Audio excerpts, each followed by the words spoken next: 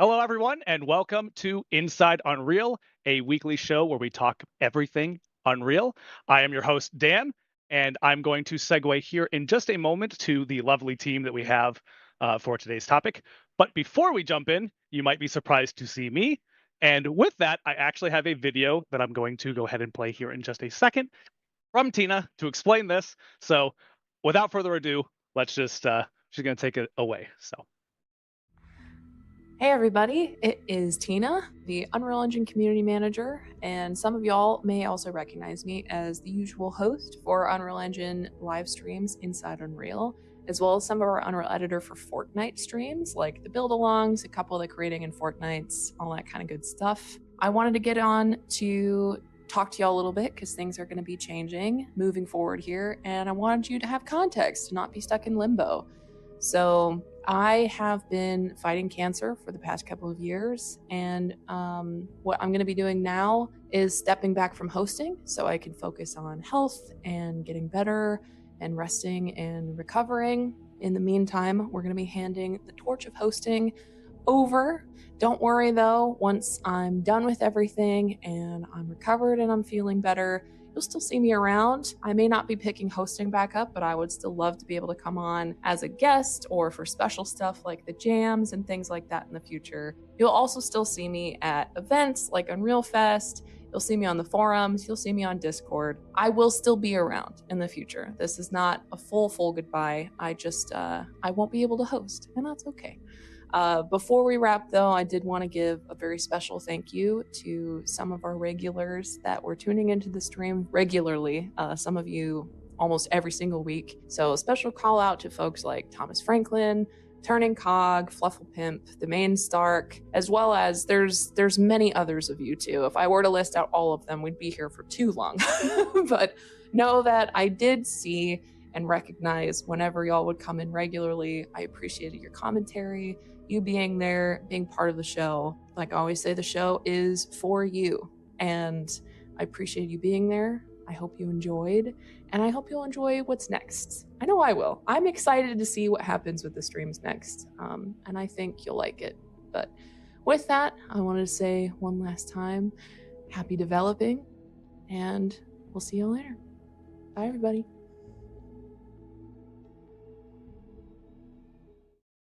So, because of that, I will be stepping in the shoes that I'm not sure I can fill, but I'm going to give it my all of Tina. She's off trying to get better, and we're wishing her well and sending her the best. Well, we appreciate everybody. It's partly one of the reasons why we missed a few weeks early in the year this year, just kind of getting everything transitioned so that we can kind of jump in and try to keep this as seamless as possible. But hopefully you all will have me because I will be here for at least the foreseeable future to step in and get these shows going. So with that, we thought, what better way than with a new year to talk about new year, new you, for lack of a better term, with Unreal. And we thought it would be a great opportunity to bring in some of the folks from the Docs and Learning team to kind of step in and talk about, like, okay, beginning of the year, you wanted to, maybe you've had a thing you've wanted to learn for a really long time, or there was an aspect of the engine that you don't feel as strong with that you'd like to get better with, or any number of things. Maybe you've never opened Unreal once and you want to jump in and see what it's all about and learn how to use it. There are a ton of resources out there for that, which is great, but it can also be a little difficult to parse. So we thought it'd be a great opportunity to kind of come in here and talk all about it, to try to get everybody off on the right foot in the new year. Again, whether you're just stepping into the engine for the first time, or maybe you're somebody like me, which we'll talk about here in just a moment, who has been using Unreal since very too long, 10, 20 years, something like that. And there's plenty of things about the engine that I'm still not terribly well versed with. I guess I can throw my lower third up for a second. I am the live stream operator here, but I've also been historically an environment artist since 2009. I don't know. It's been a really long time. But that's where my specialty is. It's an environment art. I'm very competent in the art side of the things. The programmatic side, though, not not nearly as much. And so one of the goals that I want to do this year, this is something that's going to be piggybacked slightly off of a thing I started at the, kind of middle of last year, is I want to learn the programmatic side. I want to get better at that. I want to dive in and be able to do all the things that I imagined in my head that'd be really cool to do with an environment, but I just don't have the skills to do currently. And where do I start? So I'm rambling. I'm going to go ahead and bring in the rest of the team here. Hello, team. Welcome in. I am joined by the lovely Jessica and Jorge. Jessica, regulars of the show will probably know you, but let's go ahead and give a brief introduction for you. That's true. For those who don't know me, my name is Jessica Plowman. I am a technical writer. I've been here at Epic for the last 6 years. Kind of like Dan, I have my job I do here at Epic, writing the documentation and some of the tutorials that you see in our official documentation. But I'm also a level designer by training. So you may remember me from the level design streams. So I'm trying to bring more of that knowledge and that wisdom to you guys to help you with your projects in the new year. And speaking of which, that might be some subtle foreshadowing. We might have part 2 of a level design stream that we've did at the sometime last year. Something's cooking. It's in the works. It's in the works. I can't say when, just because things shift, but keep an eye out in February. We have some ideas. And then, yes, of course, last but not least, Jorge, go ahead and introduce yourself. Yeah, thank you for having me. I believe this is my first time here. I'm Jorge. I'm a lead technical writer here at Epic Games. My team does learning content and documentation for Unreal Engine, UEFN, and other products like EGS, EOS, etc. I've been at Epic for about 5 years now, focused mostly on the Unreal Engine side of things. Before Epic, I'm a little bit different than you, Dan and Jessica. I actually came from the technical coding side. So I've been trying to ramp up on the art side of things. So historically, I've gravitated more towards the coding, the blueprint side of things, and the art is kind of a beautiful black box that I can't quite wrap my head around sometimes. So super happy to be here, and this is an incredible topic because I think we've all been there. If you're trying to get into Unreal, like you said, there's so many resources out there. How do you even start to parse and organize all of the content? So hopefully we're gonna give you guys a sense of like, how could you start doing that this year and how you can ramp up and get to where you want to be. And it's amazing, right? Because we went from like both extremes, right? There was a point where you just couldn't, it was a struggle to find any information for a while there.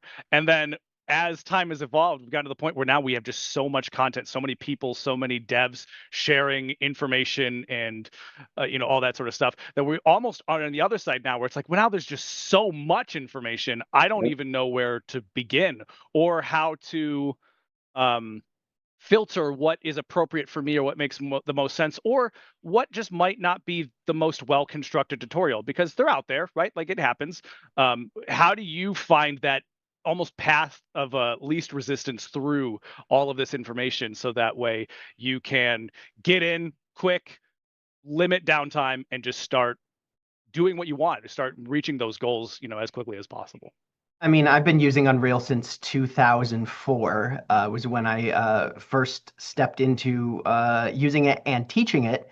Kind of like Dan, I come from a teaching background, and I always tell people I have forgotten so much about Unreal over the years, probably more than I have actually known.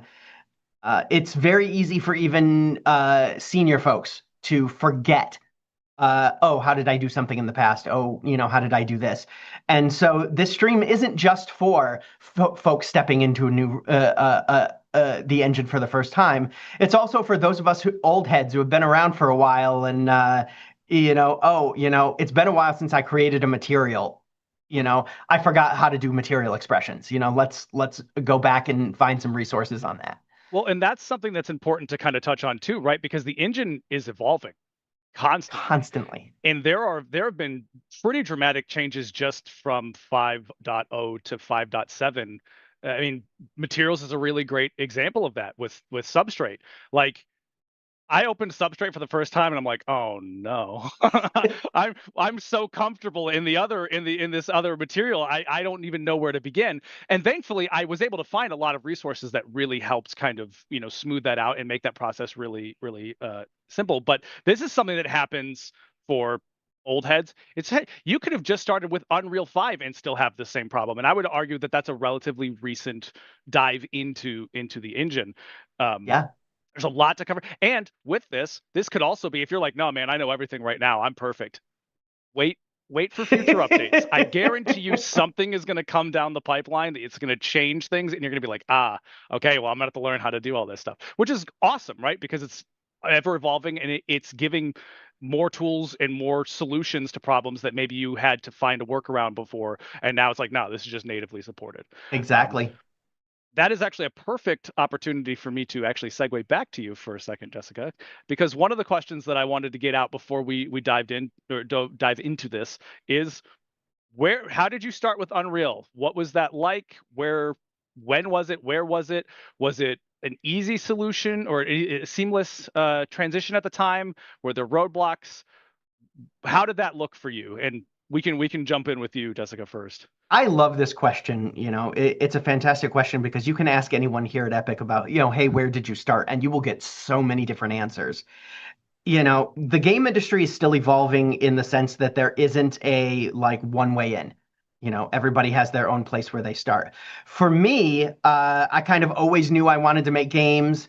I joined a very, very early video game development college program at a state school in Michigan, Ferris State University, for those of you who are in Michigan. The program has evolved much further now, but we started using UE right off the bat. For those of you who are sort of from back then, it was UE2. It was Unreal Ed.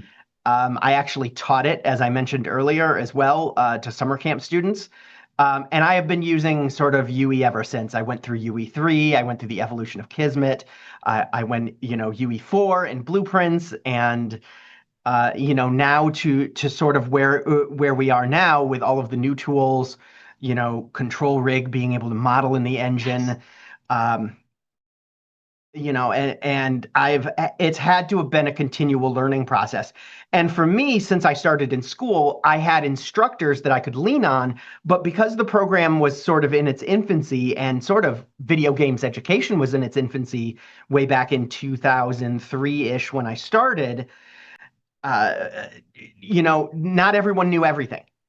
Especially with Unreal 2, there was a lot of things it couldn't do. So there was a lot of going out and finding tutorials and finding, the experiences of developers on the internet back then and learning from their experiences as well as my own. And since then, I kind of pushed myself into level design. And I've mentioned this on some of the level design live streams, and I recommend, if you guys are interested in level design at all, go back and watch those. They're definitely worth it. My level design education was very focused on, initially, how do you just build something? How do you get something visibly in there? We never really talked about the why are you using this method, or why are you using this tool? And that really caused me some problems when I was starting to work on my portfolio and trying to find a job, which kind of led to me moving into education for 15 years before I ended up at Epic. And it was only within the last 3 years or so that I took an online class from somebody who was a practicing level designer. For those of you who might have seen his stuff online, it's Max Pears. Max Pears is a principal level designer who's worked at several different companies. He's worked on probably several of your favorite levels in games like Call of Duty and Cyberpunk. He gave a class through a online school that unfortunately is no longer a thing. But it was very focused on theory, and it filled in a lot of the holes in my skill set that I wasn't even really aware that I had. And since then, I've been able to find great mentors in folks like Shane Canning, who is a level designer out of Tokyo, and Aaron Stump, who used to work at Respawn Entertainment on Apex. You can find Aaron's stuff on YouTube. I think his name is Aaron Stump Designs. He's been doing a lot of stuff with his Patreon. And so I've ended up in this place with my education is I found a solution for here is all the foundational theory knowledge that you need. And level design in particular has a ton of theory, but so does programming. Lots of programming patterns that you need to know, the best way to approach how to write code. And then I had Shane Canning's videos that I've done that really filled in, okay, here is the newest practical stuff. Because these videos were even from just a couple years ago.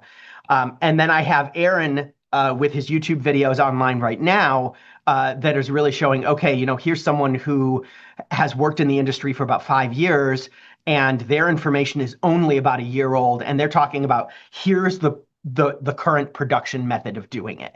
With all of that crammed together, I now feel pretty good about my level design skills and that I could do it at a AAA level. Yeah. Yeah. And something you touched on there, I'm going to read a comment here real quick, and we are going to talk about this quite a bit at length, but I did want to read it out from chat, which is most tutorials focus on reaching specific goal and not focusing on skills or expanding things so that you can use the knowledge in the future. Yes. Oh, yeah. Absolutely. We are going to Yes. talk about that a little bit, a little further down. But I'm gonna, you know what? I will cede the floor to Jorge because Yes. I would love you guys to get to know Jorge more. Yeah, thanks, Jessica. So I am actually a little bit different. I am completely self-taught for game development. I did go to school for coding, so my first job out of college was testing and web development. I'm not trying to date myself here, but the first language where I tried to make games was Macromedia Flash back in the day. So Yeah. way back in the day, had no concept of using a game engine back then. It was very different. But I've always enjoyed, games from Epic, Unreal Tournament, etc. And I've been using UE for about 10 years now. I remember clearly. I think it was in 4.8. I've been watching kind of Unreal on the sidelines, and at the beginning you had to kind of pay. I forget what it was, a monthly fee. And that was 1999. I was an early adopter. 1999. Yep. And it's funny, I was working full time, I was making good money, but there was that mentality that like it's just a hobby. Can I really justify just paying? And then the kite demo came out, and Tim Sweeney came at the end and said, "Hey, if you love something, set it free. It's free." And I saw that, I'm like, okay, I have no excuses. I need to go home when I get download the engine. And I did, and I saw the demo back then, and I was mesmerized by all the PBR stuff and how incredible it looked. And I just learned on my free time. The UE forums, the old forums before EDC, there was a lot of good content there. Epic used to, still does, right? Release a lot of sample content, free content. So I would just open it up and look at it. And it was slow but interesting. I spent years learning just through the community, YouTube tutorials, etc. Eventually, I felt like I learned enough that I started like creating my own projects and then releasing them back for free to the community. So there was a period where I was like, "Hey guys, I made this really cool thing. Here it is, completely free." And they would open it, look at all the blueprint stuff, and it was a nice virtuous cycle there. Eventually, I became a marketplace seller before Fab. So turned that knowledge into kind of a side thing, and eventually joined Epic. As a technical writer here, using everything that I learned through all those years to now actually kind of teach folks through documentation and learning content. So I am super passionate about the UE community. This is how I got started. I didn't have any formal education, so it was very important for me to kind of build my own kind of learning strategy because even back then there was still a lot of stuff. So I just had to figure out like what am I interested in and how am I going to go about learning this thing. And what you said, Jessica, earlier is exactly right. So many tutorials just teach you how to do something very specific. But if you don't really understand what you're doing, like you can just follow up, you don't really know what to do afterwards, right? So that's one of the bigger challenges that we still see even to this day with so much more content. And that we try to address with our own content. Yep. Yeah. Yeah, that's one of the things that I learned. I guess I can jump in and give my brief background. I think I've talked a lot about this before in previous streams, so I'll try not to reiterate too much. But I started in mods way back in the day, early Unreals, early Unreal tournaments, StarCraft, things like that. Halo, when it first came out on PC, that was my first the first time that I got my own 3D modeling suite was for Halo on the PC. Everything else was a lot of done in editor sort of stuff. So I had some early experience with Unreal, but honestly, the big one, the one that the first time I really dove into it was actually Gears of War PC, because they released like the engine with that. Like you could go in and play around with all the assets and everything like that. And that was the first time that I dove deep into there. And then shortly after that, I started working with UDK, which is Unreal 3, and then into 4, and then now 5. So it's been the vast majority of my life working in this engine. And it's been great. There was another point that I was going to make. Oh, yes. So to tie it all back into the educational side of it, and one of the things that we're going to talk about here a lot is that when I went into school for this sort of stuff, I knew the modding side of it, but I didn't really know too much about what I was doing. And I was also not very confident in it. School was not something that I was ever terribly good at. It was one of those things that at least for the K through 12 for me in the Americas, it was just like it's something I did because I had to, and I was not particularly very good at it. And I really struggled with it. And it was one of those things that was kind of made me nervous going into the education for it, because it's just like, man, if I struggle with this regular stuff, I don't even know what the heck they're doing. What is all this stuff? How am I going to accomplish any of this? And it made it quite intimidating to me. But I was able to find resources and the right people, and more so than anything, get myself in the right mindset to kind of break down a lot of those hurdles. And ironically enough, ended up helping a lot of my fellow students with their work, which was ridiculously gratifying to me for some reason. And like, if you walked into like 9th grade me's room when I'm like playing Halo or whatever and said, you're going to be a teacher one day, I'd be like, oh, sure. Yeah. Okay. And I'm going to grow wings and fly away too. Okay. Bye. I got to go do it was just not something that I ever thought I would want to do. But the issue for me wasn't that that I didn't like learning. It's that I didn't know how to learn.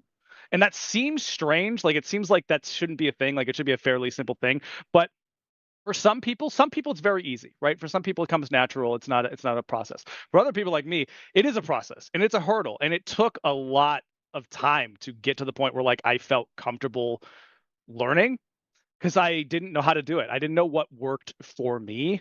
And this is something we will tie back into a little bit later. But that is kind of really key for this. And it's one of the things that we really want to emphasize with this whole thing, is that are there objective rights and wrongs in this world? Yes.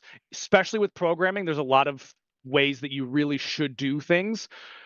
But there's also a lot that's subjective, and a lot that's personal preference, and a lot that's, kind of like what works for you, while also meeting the goals of whatever it is, performance or structure wise or whatever, that sort of thing. So if you hear somebody who just says like, hey, if you want to be able to program a thing, you have to do this thing, I usually take that with a grain of salt, because there's oftentimes other avenues that can get you to the same result that doesn't funnel you down this one very, very specific route. But I am jumping ahead. But yeah, that's largely my experience with it. So been using Unreal for quite a while, which is honestly one of the reasons why it's so interesting for me to do this, because like I'm getting into the programmatic side of it, and it makes me feel like I've never used the tool before. Because like that's how I felt about my C++ experience recently. Yeah, there's so many things, and it's like it's one of the testaments for the tool is that like there are entire career disciplines that are just like a small subset of what you can do in this engine. And that's both amazing, but it can also be very intimidating if like you're someone like me. So whole point of this is last year I decided, you know what, I've always wanted to make my own game. I want to start doing it. So I was going to jump in and start doing it, and very quickly realized that I had a lot of gaps in my knowledge and a lot of things that I had to learn. And what's amazing is I can do the vast majority of it in the engine, once I know how to do the vast majority of it in the engine, right? Once I break down those sorts of hurdles. So while we are using the stream as an opportunity, for everybody to kind of come in, and maybe like either again start from scratch or just pick an area that they've maybe aren't as good in. You can do that from any time. Like I said, I'm 20 something years into using this engine at this point, and there's still a bunch of things to learn and still a bunch of ways to learn it.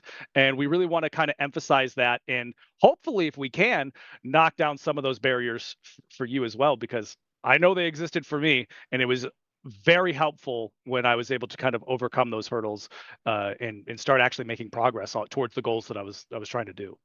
And I want to say at the beginning of the stream too, we're going to talk about like what makes a good quality tutorial, and what do you do if a tutorial is less than quality, but you still want to learn the thing. But there is 100% no substitute for just jumping in and doing the thing, which is a great segue into the next part of the stream. Yeah. Yes. So I believe, at this point, if I'm not mistaken, Jorge, you had some stuff you were going to jump into, or did I miss a part? You missed a part. Let me juggling a bunch of things here. Let me refer back to this.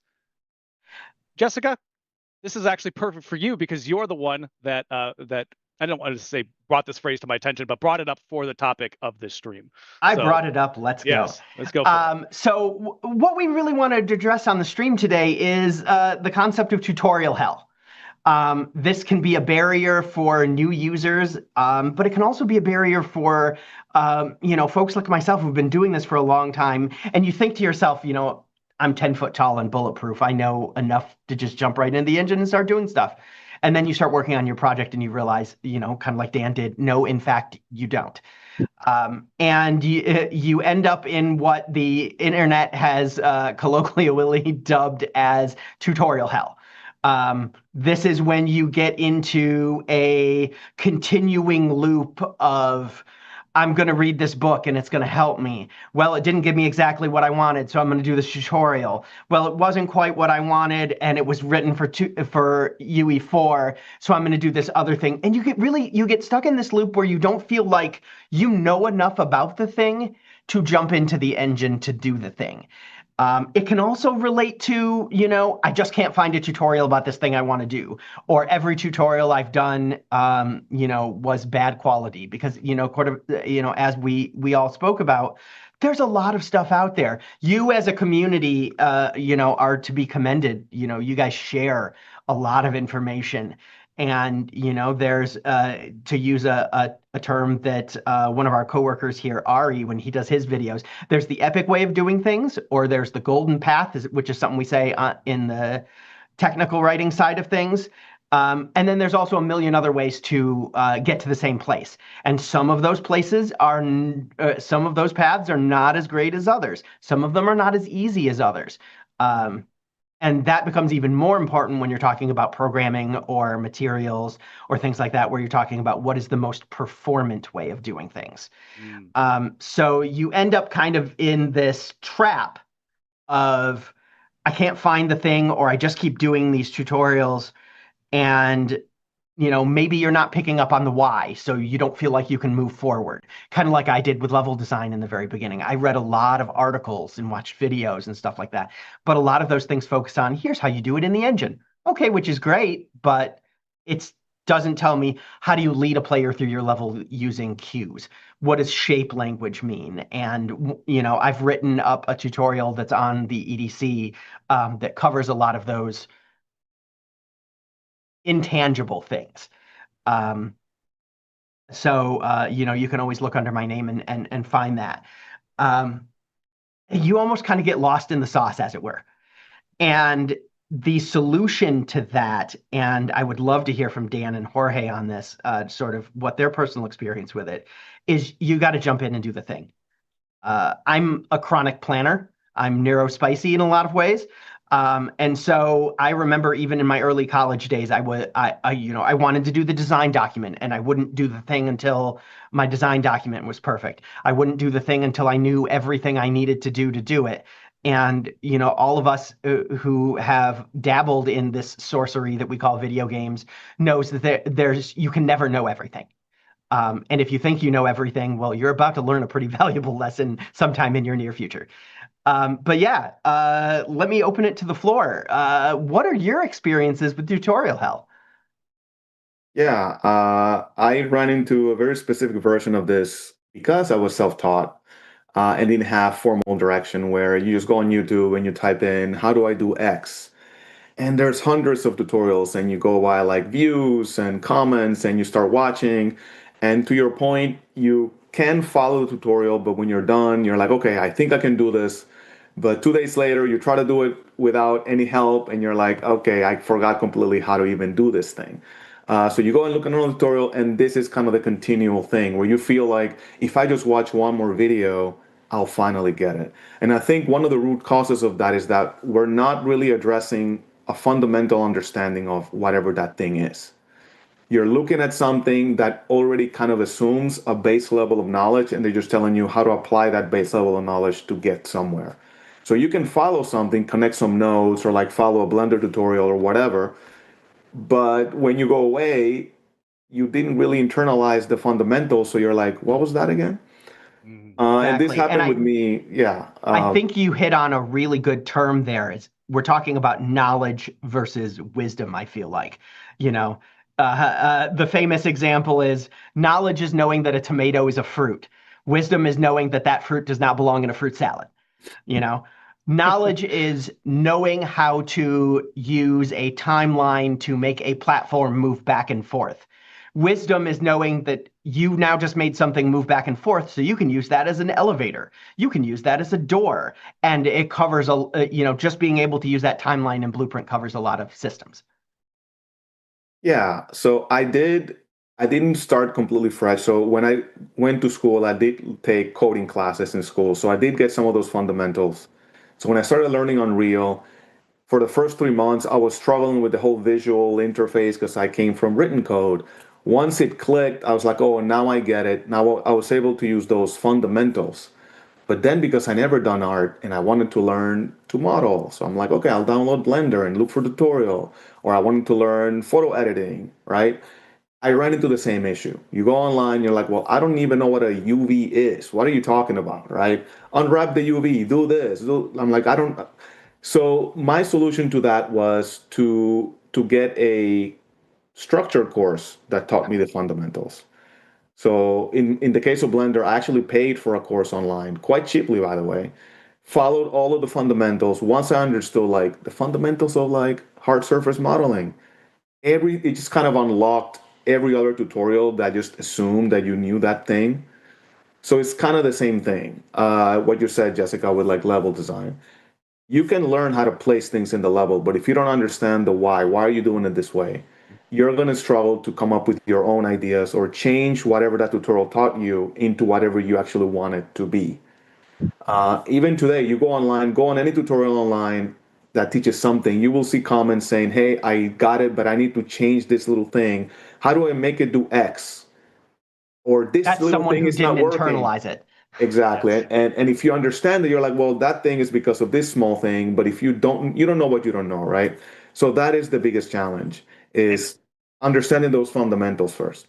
Go And I'm ahead, Ben. so glad that you said that line because it's something that I was going to bring up a little bit, which is you don't know what you don't know, which makes kind of quantifying what you need to learn almost impossible, right? Like I could say, hey, I want to learn how to do this.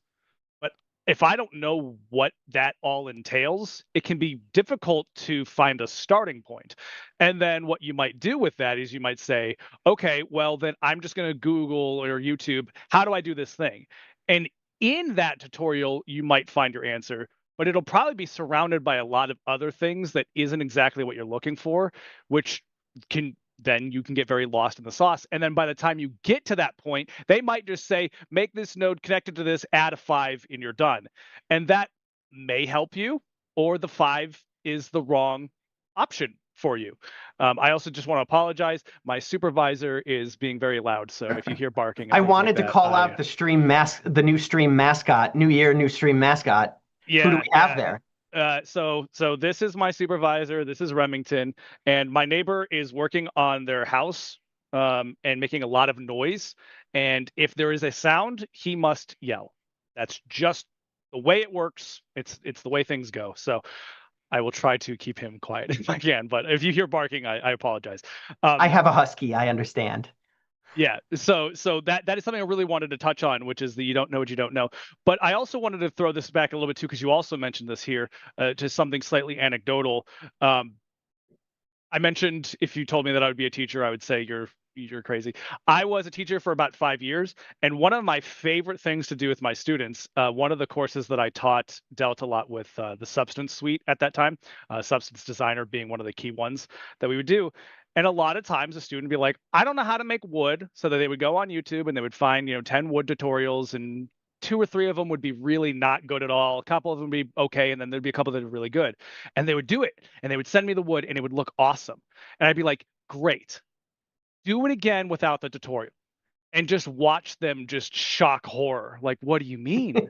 How could I do it without the tutorial? And it's like, if that's what you took away from it, then you haven't successfully utilized the tutorial. And that's not necessarily always your fault. It could be the fault of the tutorial. The tutorial says, hey, we're going to make wood. Take this, drag it into this, multiply, throw it through a distort, add a 5, do a bevel, and you're done. And they don't explain any of that. And that's not really your fault inherently for not understanding it.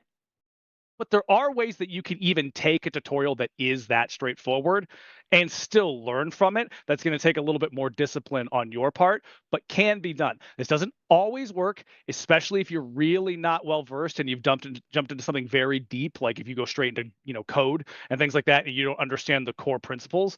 Then even that kind of reverse engineering can get pretty muddled. It can get pretty difficult. But that is a really easy way. So for just as a general thing for the audience, if you've ever finished a tutorial and then went to bed and then asked yourself, all right, I'm going to do that again without the tutorial, and your response is shock horror, then that means that we should probably revisit it and maybe approach it from a slightly different perspective, or maybe bring in a few different tools in order to try to extract a little bit more information from it. Because it's very easy. I shouldn't say very easy. It's a lot easier to copy what somebody has done than to understand why they have done it. Right? Like that is a completely different beast. And one thing to point out too is that it all comes back to doing the thing, right? Yes. You are not going to know what you don't know until you jump in and do the thing. For example, in the personal project that I'm working on, which you guys may get a chance to see later in the stream, I did not know how little I knew about lighting until I started trying to create a sci-fi horror environment lighting. And it's like, wow, I don't know much about it at all. So that will be the next thing on my list, as well as programming a few games. But, to go back to the point of my comment, that's why you need to jump in and do the thing. Otherwise, it just kind of becomes learned helplessness, right? You're used to just going on YouTube, finding the thing, and saying, okay, I'm going to use this guy's wood. And then you don't know what else to do. Yeah. And in defense of this sorts of situation, if there is an instance where like, hey, this is a one-off thing, I just need to get it done, I don't plan on ever touching this again, copy and paste it. Well, I would still recommend changing it, because you're not just like straight up taking somebody else's work. But that sort of like I don't know what the word I'm looking for is, but like doing that is okay in that sort of thing. But if the goal is like, hey, I want to know how to do this thing, you're not going to know how to do it if you just copy paste what they do. Right? Here's a great example. I'm never going to be a lighting professional. So I could go in and watch a tutorial about how to do horror lighting. And yeah, I'm going to learn some basic principles of lighting. I've already done that a little bit. For example, level design, 3D lighting is a lot like lighting in movies. So you can watch tutorials about how to do lighting for cinema. Cool and warm. Exactly. But I'm never going to be a lighting professional. So if I just followed one of those and came out of it with only a cursory knowledge of the subject, I'm going to be okay with that. It's a little different with my level design because I love that. Mhm. Yeah. But There is. also, Oh, please. no, Sorry, go ahead, Dan. No, please. I was going to segue away, so please go ahead. Oh, okay. So just to kind of put an end cap to that, because I think you brought up so many good points, Jessica. If somebody were to come to me and ask me, I am in tutorial hell, like how do I break out of it? There's this saying that goes, if you want to master something, you need to do this for 10,000 hours. And that may sound like an insane number of things, but if you really break it down, 1 hour a day, 2 hours a day, we're talking a couple of years. It really does take that amount of time to really master something. That's where, whatever it is, learning Unreal, playing music, programming, whatever it is. So you do need to spend time in the editor, playing around, doing the thing. And we fall into the trap of like, I watched the tutorial and I feel productive because I watched the tutorial, but you didn't still do it. You didn't commit it to muscle memory. You didn't understand the principle. So then really it wasn't as productive as you thought it was. So how did I break out of tutorial hell? For example, I'll just use my own example. I like to learn by making things project based. So I would say one of my favorite games back then was like Tomb Raider. So I said I want to make like a third person adventure kind of game in Unreal Engine 4. So I started with a third person character blueprint template back then. I opened it up. I said, okay, I'm going to try to understand what it is. And now I want to add this new next thing. So how do I do this next thing? I'll look for a tutorial and like find that thing, implement it, figure out how to modify it, and then I'll like keep going that way. So like I had a list of things that I wanted to implement, a grand idea, and I broke it down into simple steps or simple features, and then kept breaking it down until I found a specific thing that I needed to learn. So don't think about I need to implement an inventory system. Break that down and saying, what does that mean? I have to display the elements on the screen. That's widgets and HUDs. I need to save the stuff to disk. Okay, well, how do I save?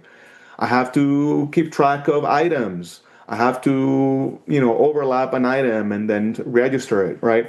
So start with a grand idea, break it down into small steps, and then at that point, you'll be much better equipped to either find tutorials that address that specific thing or go online and ask for help.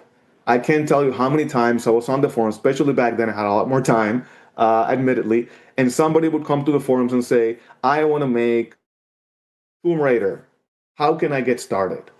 You're not going to get a good answer out of that because there's a million ways of doing it. But if you come to the forums and say, I am trying to make my character grab an edge when I jump and I hit the edge, that is a lot more specific and a lot more people can give you like code snippets, get you in the right direction, say, well, here's a way that you would do it. So like even to help yourself, this is a good tactic, right? Start big, break it down, break it down, break it down until you get to like one or two simple steps, then get help there, then try to internalize it and then go to the next thing. And if you do this consistently, day after day, even if it's 30 minutes, that's when the muscle memory comes in. I promise you that in a week and 2 weeks, you're going to be surprised how far you got. Consistency is key. Even if it's 30 minutes, that is way better than saying every 2 weeks I'll block out 3 hours and just do the thing and never opening it again for 2 weeks and then coming back and you're going to open and be like, I don't remember where I was. I don't remember what this did. I don't remember what. So there's, just think about this as very tiny steps towards that grand goal that you have, whatever it is, whether it's programming, whether it's art, music. This goes beyond Unreal Engine. Obviously, we're talking about Unreal Engine here, but have your grand idea, break it down, and consistently go step by step and get help when you need to. And it can be one of those things that's feel like really deceiving, right? Because you'll go into a tutorial and maybe you find, the exact thing that you need. Like this is exactly what I needed, and you go through it and you get the result, and you're like, yes, I made progress. This is I awesome. made an XYZ system. Yeah, the thing is doing what I needed to do. And then you might find you're like, okay, cool. So I'm going to push that over. I'm going to work on this other thing. And then you go on for, hours, days, months. In my case was months. And I was like, oh, I need to make something tie into that thing. And I went back and I opened it and I looked at it and I'm just like, it's like I'd never even looked at it before. I was like, what was I doing here? Right. And it was because I was getting so into the, I'm just getting the result that I was neglecting the stop, pause, break it down. What are we doing? Why are we doing it? How's it working? Like, obviously I'm doing that a bit, but you can very easily get excited. I'm very susceptible to that. And so you just go like, yes, let's go, go, go, go, go. But there is a difference between producing a result and learning something intuitively, right? Like those are not the same thing. And it can be a very deceptive there. We have a lot to cover. We could talk for hours, and maybe we'll do another, discussion later in the year. Because let us know if you want a part 2 of this in the comments. But I want to, because we have these lovely technical writer folks here. What to you makes a good tutorial? Like, not to throw any specific person or any specific series under the bus, but like if you're like, hey, I'm going to make a tutorial on X, Y, and Z. These are the principles that I'm going to follow to ensure that it is the most useful for whoever uses this resource. So Jorge and I are great people to ask about this because we've been creating tutorial content as part of the documentation. But I know, at least in my case, and I believe Jorge has as well, tutorials were part of the reason I have the opportunities in game development that I do right now. I wrote 2 books before I joined Epic because I wrote a tutorial about ladders in Unreal Engine 4.11. That, in turn, those 2 books got me this job. So, write tutorial content. But what makes a good tutorial? In my eyes, it's clear goals explained at the very beginning. What are we going to achieve? To use the ladder example, I'm going to show you how to create the ladder rungs. I'm going to show you how to make it procedural so that if you move a piece up and down, it extends the ladder or shrinks the ladder. I'm going to teach you how to make a volume that will actually move your player up the ladder so it's an actual functional ladder. And I'm going to try to teach you how to do it in a way that is performant friendly. So that would be goals of something like that. I'm also, when I'm doing a tutorial, I'm looking to see what are the prereqs that are for this tutorial. What, as Jorge said, baseline knowledge do I need to have? Do I need to understand the basics of C++, that there's a header file and, and where you make your variable declarations? Or do I have to know Blueprint? Or do I have to know materials? Also, what is the prerequisite version that it was made in? And one of the things we'll talk about is what do you do when the version numbers are a mismatch? Tutorial content that was made in Unreal Engine 5.6 is still just as fresh as tutorial content that is made in 5.7 right now. So just because it's made in 5.6 and some of the screens are different doesn't mean you want to get away from it. If it's a written tutorial, give me some nice, clear language. Give me some images of the important things I need to see on the screen, but not so many that it becomes difficult to follow. Chunk the information. That's one of the things we do as a technical writer, so that, again, neurospicy folks like myself can follow along with what is happening on the screen. And if it's a video, give me, be clear with your language, but also make sure your audio setup is good.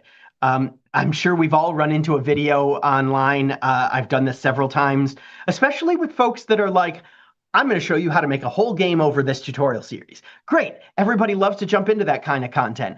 And then you jump in and the guy's garbled, or the person doing it, their audio is not balanced well, so their voice is very low versus like maybe audio that is running in the video. And it becomes difficult to follow along, and it can sometimes feel disheartening.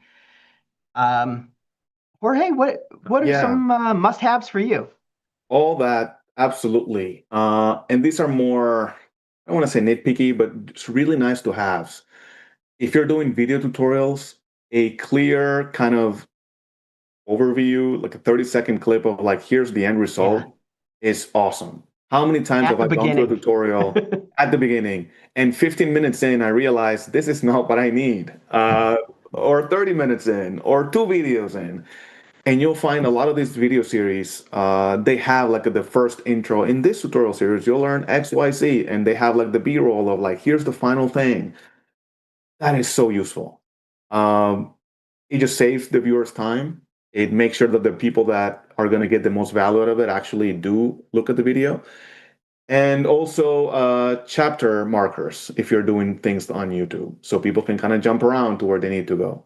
Little things like this make a huge difference besides the obvious that you said, Jessica, like right audio balance and clear instructions. And don't let the viewer, if you're opening Unreal and it's taking you 30 seconds, 45 seconds, because it's just a little slow, maybe you can cut that out. So people are not like waiting with you while things compile or shaders compile, for example. So there's a lot of things you can do. Explaining your logic, of course, this is more about coding, but I think it can apply to anything. You're making a material, explaining why you're dragging this node. Like, what are you doing here? Don't just Why this node assume. as opposed to like the 5 other ones that do something Exactly. similar? Exactly. Why, to use the number Dan keeps bringing up, why 5 instead of 7? You know? And what does that change do? Because oftentimes we're going to be doing a tutorial to take what is in there and not build exactly what the person has in there. Because a lot of tutorials are purpose made for the situation that designer or that developer was in. So you're going to want to change it. But Jorge, you also brought up an interesting point that I want to sort of give back to you and Dan is what if you run into a tutorial that isn't exactly what you're looking for? Do you abandon it, or is there something to be learned from that tutorial? So In my case, I would go ahead. say I typically don't abandon it if I still feel like I'm learning something. If it's completely unrelated, then sure. You're like, okay, this is like completely not what I'm looking for. If there's a lot of overlap and I'm like, that's not exactly what I wanted to do, but I can still learn something from it. I'll just watch it, I'll create it, and then I'll figure out, can I take this as a starting point and get to the other place where I wanted to go? A lot of times I can with a little bit of tweaking. But again, it goes back to, do you know enough of the basics to get you from A to B? If That I'm is, making a HUD, and I want to know how to make like I don't know, some bars, right? Some like bars for the HP. I don't know how to do that, and I watch a tutorial that does something slightly different. But I know enough about widgets and blueprints. I can probably get from that end result to like what I wanted. But if I don't know any of the basics, going back to that kind of discussion, then I won't even know where to start. So again, we're going back to like, you need to have that initial baseline knowledge to really take advantage of a lot of the stuff that's out there. Sorry yeah. that I interrupted No, you. Go ahead. I mean, honestly, you made my job really easy because I'm basically echoing that sentiment completely. Um, for me, there's really a few key aspects that come down to um, the knowledge side, but also the tutorial side. And one of it is you can reverse engineer a remarkable amount of things from looking at it and kind of stepping backwards. And that is a wonderful tool. And I recommend that folks do that often. Like I would say that a very large portion of the knowledge that I have didn't come from somebody explicitly say, do X, Y, and then get Z. It was, okay, I understand the fundamentals, and this thing does that thing that I want to do really awesome. What are they doing? How's that working? How is that happening? How do I reverse back from it? But there's a really key thing, and I'm so glad you said it, Jorge, because this was the key part for me, which is you also have to understand the language. And that's funny with programmatic, the side of it too. But like language can mean many different things. Shape language is a language. Color theory is a language. There's a lot of things here that all are, fall under that sort of thing. You can't reverse engineer, or you will find you have a lot of difficulty reverse engineering something if you don't even know what it is that you're looking at. Like that's so hard. Like if you're building something, right? And you know what a saw is, you know what wood is, and you know what a screw is, and you know what a screwdriver is, you could probably figure out how to build the thing to some decent extent just from looking at it and reverse engineering it. But if you don't know what a screw is, you've never seen a screw, you don't know that you have a saw, like you don't even know what's in the toolbox, like it's just a lump of shapes that you're not familiar with, you're not going to have any luck, or you're going to have a very hard time reverse engineering that. So the average person isn't going to be able to reverse engineer by taking apart a nuclear reactor and learn nuclear science. You kind of have to have that baseline knowledge first. Well, and this echoes back to what I was mentioning before with, like, I started with gas, but I'm like, this is awesome. I can't wait to use all these things. It was like looking into a reactor for me. I'm just like, there's so many amazing things here, but where I'm at, it's not a flaw of GASP at all, but where I'm at in my knowledge base, I'm not prepared to take this on. So I need to go back to the fundamentals and stuff. So to tie this all the way back to what you said is, if you find a tutorial that's not exactly what you're looking for, do you abandon it? I say no, because if the stipulation that it isn't exactly what you're looking for kind of insinuates that it's ballpark, and if I know the fundamentals, then I could probably extrapolate from that the information that I need. If I'm looking at it and I'm going, this isn't doing exactly what I need it to do, and I don't understand what it is doing at all and what I want to be getting out of this, that indicates to me that there is a foundational layer that needs to be reevaluated before you even go back to this point. And I'll give another example, take this a little further. Even after 10 years of Unreal, I still watch tutorials of things that I did before and I just don't quite remember how to do it. And then when I watch it again, I'm like, oh, that's the thing. And I just go ahead. But people will be surprised. I have watched tutorials on different game engines. Doesn't have to be Unreal.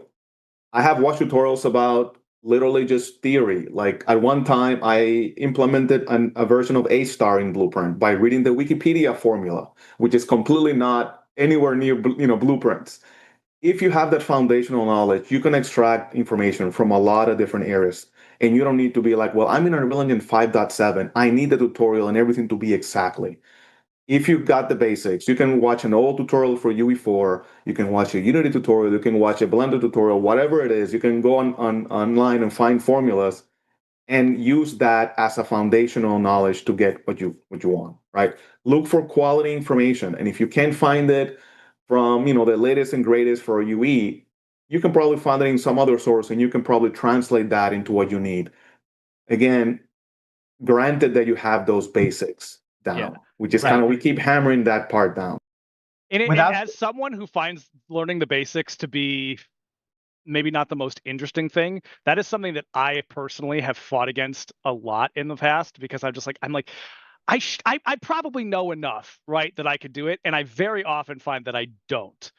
And if I just go back and learn those fundamentals, then it makes the rest of it much, much simpler. I want to tie something that you were just mentioning, Jorge, back a little bit, because I am seeing a lot of discussion in the chat about it. And that is like saying like, hey, I'm looking for something in 5.7. I can't find it in 5.7. I'm finding it in 5. Whatever. But it's not working. Like the syntax has changed, or the node has been renamed, or this feature has been just straight up deprecated, and there's another way of going about doing it. That can be extremely frustrating in there, right? Yeah. Oh, yeah. What is the advice? What are the tips? What are the strategies that you would use or do use to kind of tie that back in, right? To go, okay, I've hit a roadblock. It's not in the documentation that I'm looking at, but I know this information is out there, or I know even just to go back to the fundamentals, I know enough about what these things are trying to achieve that I could find the solution here, or wherever the node is, or whatever it changed into, or whatever the new method is. Like, what are the advice you give to folks for that sort of thing? For me, that goes back to that foundational knowledge. If you have that foundational knowledge, you have the language. Whether we're talking about a programming language or just the language of making shaders with our material editor, or the language of making static meshes, you have that language, so you can kind of look for, I tend to look for keywords, and then I search those keywords. And that's how I can often find, oh, this feature was deprecated, or this happens a lot as someone who has documented the PCG tool that we have in Unreal. PCG nodes get renamed a lot. And so it's a matter of, with the little bit of base knowledge I have about making PCG graphs and knowing sort of what that node did, I can go to Google and say, hey, I am trying to do this. And I can usually then find what the new method is. Jorge? Yeah, I would say similar. typically when something breaks, it's a very specific thing, right? In the chain. If it's blueprint, it's like, well, this one node or this one function isn't compiling or is throwing an error. Everything else works except this one thing. So then you can just focus on, okay, why is this breaking? And what is the new way of doing this specific thing? Because it's true, it is super frustrating, especially when you're beginning. If you found the perfect tutorial, but it's in 4.27, right? And you're like, well, I'm in 5.7, and this node looks different. Yes, it's true. It is frustrating, and that is the challenge is to figure out what actually isn't working, and then finding out what is the replacement. Because usually is another way of doing it. Very rarely will we just say this is not a thing anymore. It's most likely we are going to replace it with some other system that has different advantages. Input is one example, right? If you did input in UE4, it's like it was on the project settings for the longest time, and then we had this enhanced input, which is a lot more modular. And it's like, well, you should probably use this. You can still use the old thing. That may eventually go away. But if you search for like, oh, input, you'll probably find the page for enhanced input. And you're like, oh, okay, so this is the new way of doing this. And hopefully you have enough baseline knowledge to kind of wire this new information into the old and kind of make it work together. Yeah. And sometimes finding a simpler tutorial for what you're trying to do is the key. Jorge mentioned input versus enhanced input. That was a thing that eluded me for a while. I knew how to do things in input, but I also knew that someday it would go away. But I couldn't wrap my brain around the modular ideas of enhanced input until I saw someone make something with it that was just dead easy, and it was a flashlight. Everybody, I feel like everyone in chat has probably tried to find a flashlight tutorial at some point. I could talk about the history of flashlight tutorials, but it used to be very difficult. Now it's very easy. But the point being is, once I saw somebody put a light on a character, create an input for it, and then add it to an input context, my brain went, it's that easy? Really? And it all made sense, and now I can actually make more complex things. Yeah. I think a very common check that I'll use with myself is if I can't say with with pretty fair certainty that I understand a system or an idea or a concept or anything like that, that's usually a good sign to me that I need to kind of step back a bit, revisit, and reacquaint myself, because it's not the most difficult thing to get like a loose understanding of like the gist of something. Like, okay, yeah, I understand how a blueprint class works, and I understand what a input action is and stuff like that. But if I go, but I would have no idea how to make those talk. Well, that's a core. I understand scripting animation at a baseline level, and that's Right. it. Just enough to know when I look at like a state machine what it's doing. But ask me to create that state machine? Nope. Yeah. Yeah. I do want to say something, and I don't know if you're seeing comments like this, Dan. Yeah. But we keep going back to like you got to learn the fundamentals and you have to take the time to learn. And I know that nowadays people just want to get this thing done so you can get to the next thing, right? So we always want to feel like we're progressing. But if you just wire a bunch of tutorials and don't really understand, think about it as technical debt. You're like, yes, I am thinking that I'm progressing, but eventually I'll get to a point where I need to make a change or something's not working together, and I won't know why that's happening. And then you're gonna waste a bunch of time at that point trying to figure out why this isn't working, versus learning the basics at the beginning. And then even though it feels like you're going slower, you have a much more stable baseline. And I know that nowadays a lot of people use LLMs, right? ChatGPT will spit out code for you. People are vibe coding. And it goes back to the meme, like now I need to pay a developer to fix my vibe code because I don't understand what is spit out, right? At some point, that knowledge will be valuable to you, even if in the future you're using AI or you're using tutorials to like get you there faster. That knowledge is not going to go to waste. So think about it as an investment in not just this project that you're trying to get out the door, but like the future of your game development career, if that's what you're trying to do. Yeah, I mean, I'll throw myself under the bus a little bit here. When I started this project last year, because I've worked on games and I've talked to devs and stuff like that, like I understand the gist of a lot of these things enough that I was like, I could probably jump on an intermediate tutorial and figure it out. And I couldn't. Well, at least not well. Like there was certain aspects that I did okay, but then there was certain things like one of the big ones for me is like, okay, well, when do I do something in the character blueprint class, and when do I do it in a blueprint component?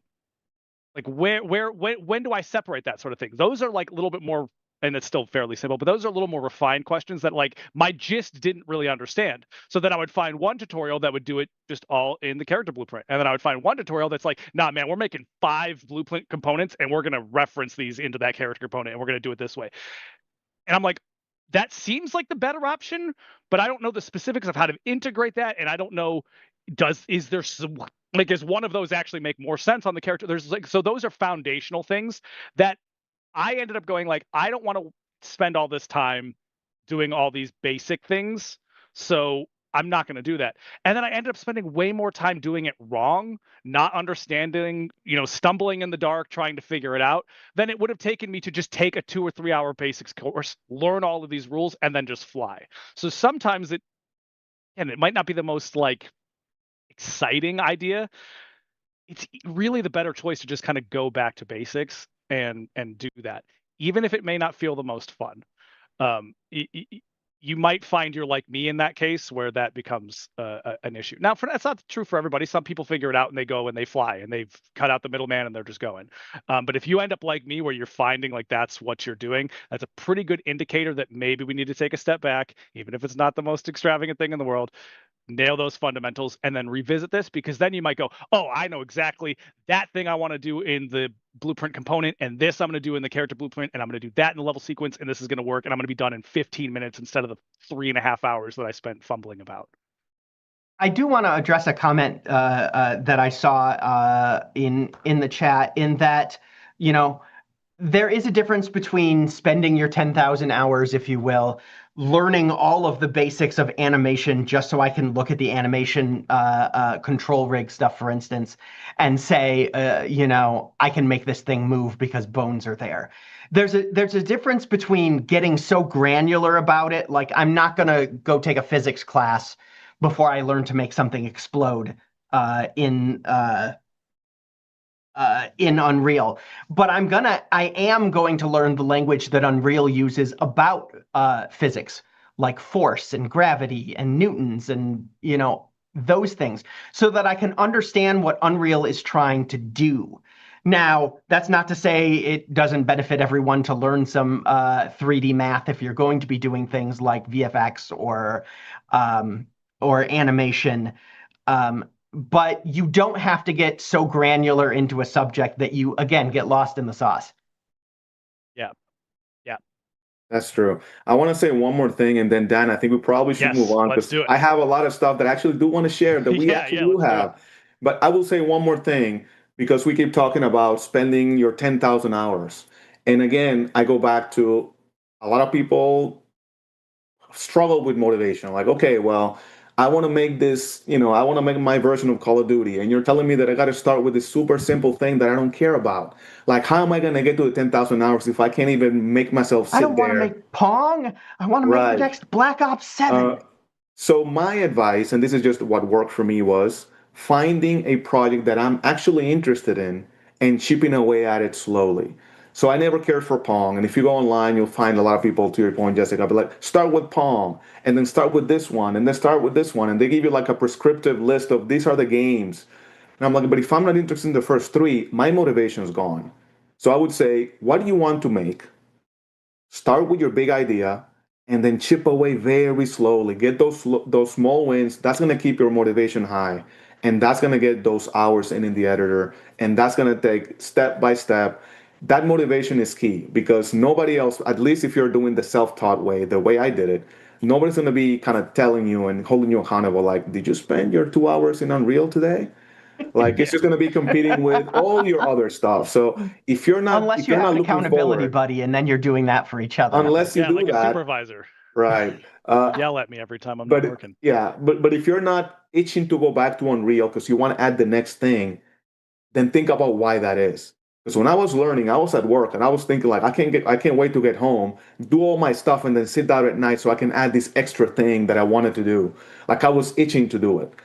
I didn't need anybody else to tell me because I just loved what I was doing so much and I wanted to see that progress. So find the idea that you're passionate about, and I would say start there to keep your motivation high and start small and frequent. And I think that's how you would get to your 10,000 hours eventually. And then at that point, you can make your dream game perhaps. Yeah. And the biggest thing that I'll add with that, because I agree, one of the things we talked about before we were live when we were discussing this topic is really the best route through this path is whatever route you're going to do, right? So the example I gave is like if you think you have to make Pong to get your project done, but you know you're never going to get through making Pong, you're going to bounce off of it, it's not going to be interesting to you, and you're never going to complete it, then that's the wrong route because you're not going to get where you need to go. So you need to find whatever it is that path is going to be.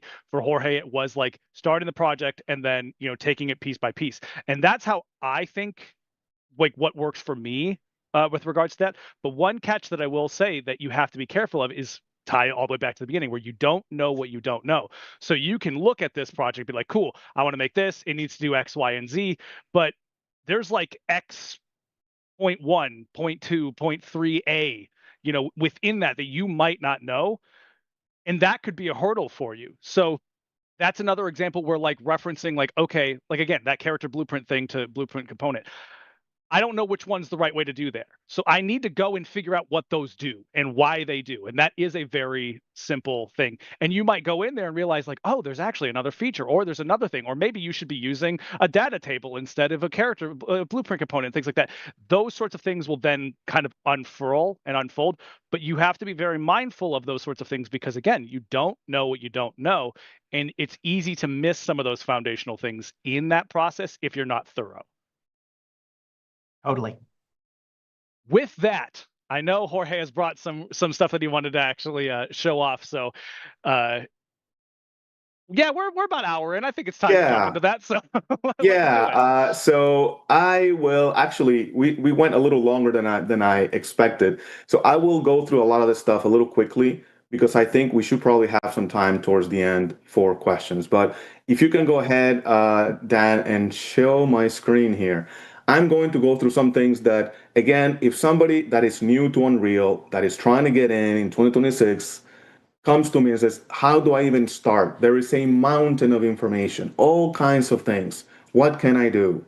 So what I would say is, first of all, I would say learn some of the basic stuff. That foundational.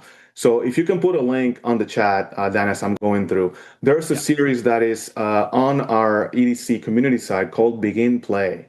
It's by Epic Education. It's a learning path, and it's basically a series of videos called Begin Play that talk about different areas of the engine. This is a general overview, right? So if you're just looking for a general overview of programming UE, you'll click here, or blueprints, or rendering, or gameplay, or audio. And when you click into one of these, you'll see that this is an actual video. You can download the schematic, and you can go back to the path.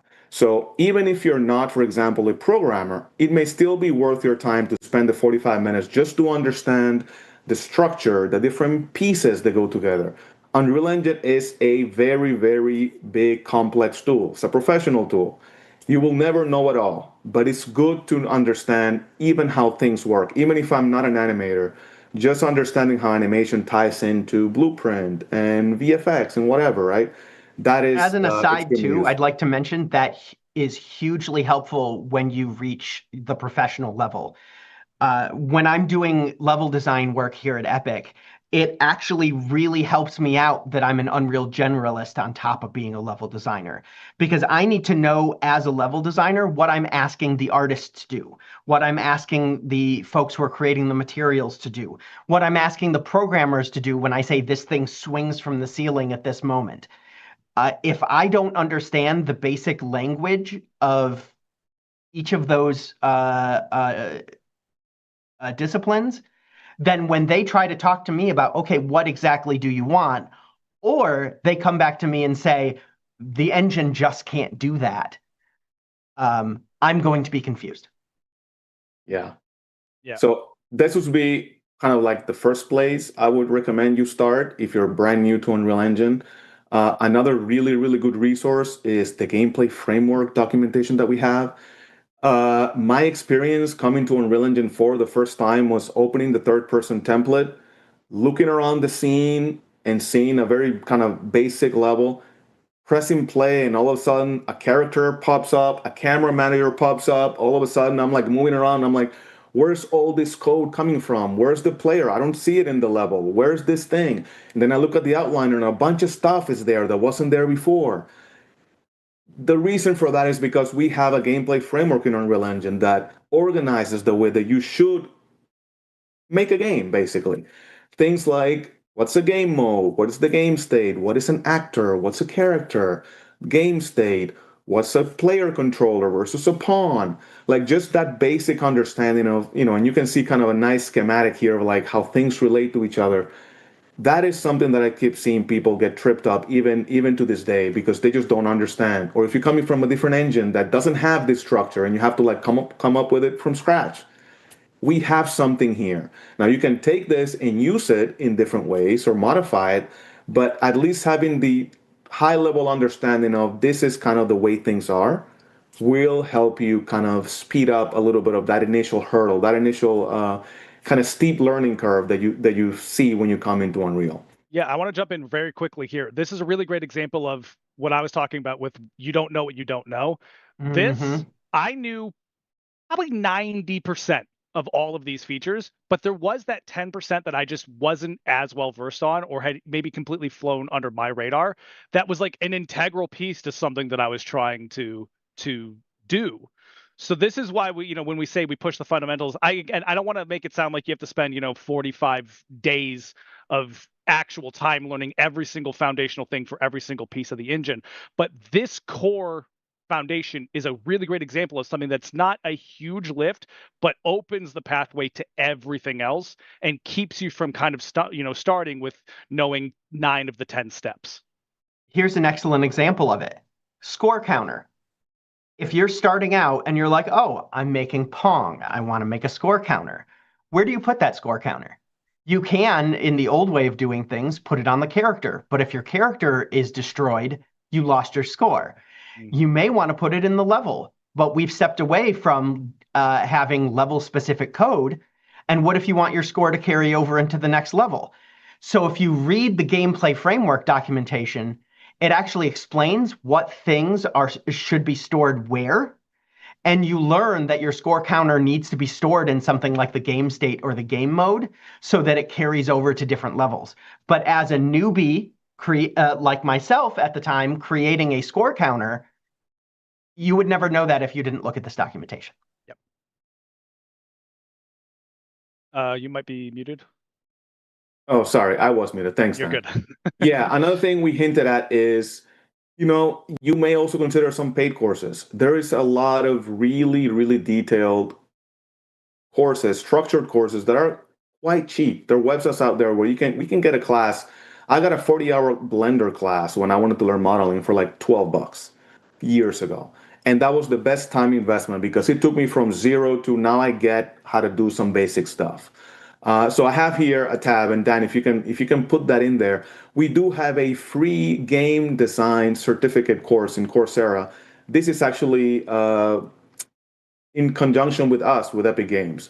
That is going to take you through a lot of stuff. So like if you're just completely brand new and you say, you know what, I would rather have a more structured approach, consider signing up for this class, and it's going to take you through like game design, fundamentals, level design, scripting, like kind of all of the different components. And by the time you're done, you're like, I understand the overall kind of structure of what I need to do to make a game.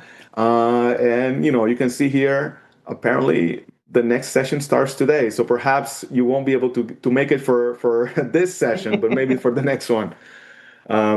So yeah, this is not the only one. Obviously, we're just calling this one out because of kind of the partnership here.